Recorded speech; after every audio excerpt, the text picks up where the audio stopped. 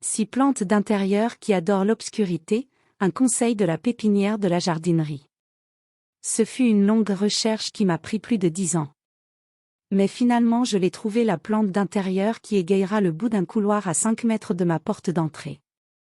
L'aspidistra, communément appelée l'usine de fonte, a orné les salons de nombreux manoirs anglais victoriens autrement ternes, et orne maintenant ma maison en briques de la banlieue de Sydney. De nombreux experts en jardinage décrivent l'aspidistra comme l'une des plantes d'intérieur les plus résistantes et les plus adaptables.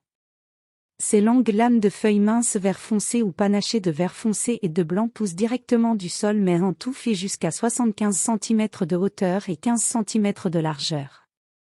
C'est une plante qui nécessite si peu d'entretien, un peu comme une femme d'humeur égale qui n'a pas besoin de s'agiter mais conserve toujours sa nature douce. Il a besoin d'une lumière très faible, d'une température et d'une humidité moyenne et d'un arrosage occasionnel. Autres plantes qui n'ont pas besoin de beaucoup de lumière.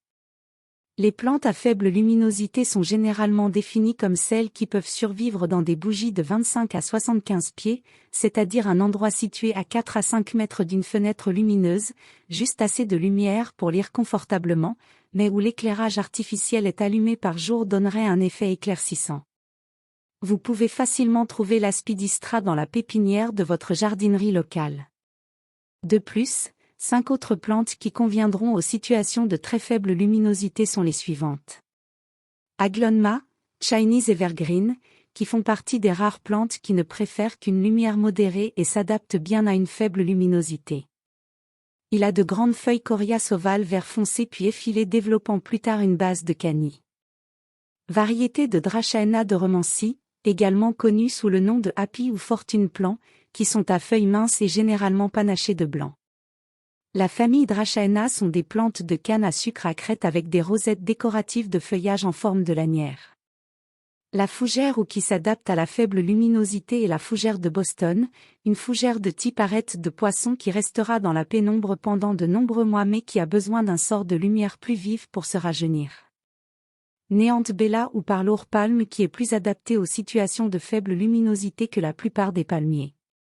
Sansevieria, également connue sous le nom de Mother-in-law Stong, qui se tient à une lumière faible à très brillante à des feuilles cireuses et dressées en forme de lanière, généralement avec des marges de couleur crème et une bande inhabituelle du centre gris-vert. Si vous avez du mal à trouver une plante qui égayera ce coin sombre, pourquoi ne pas essayer l'une de mes préférées, robuste et charmante.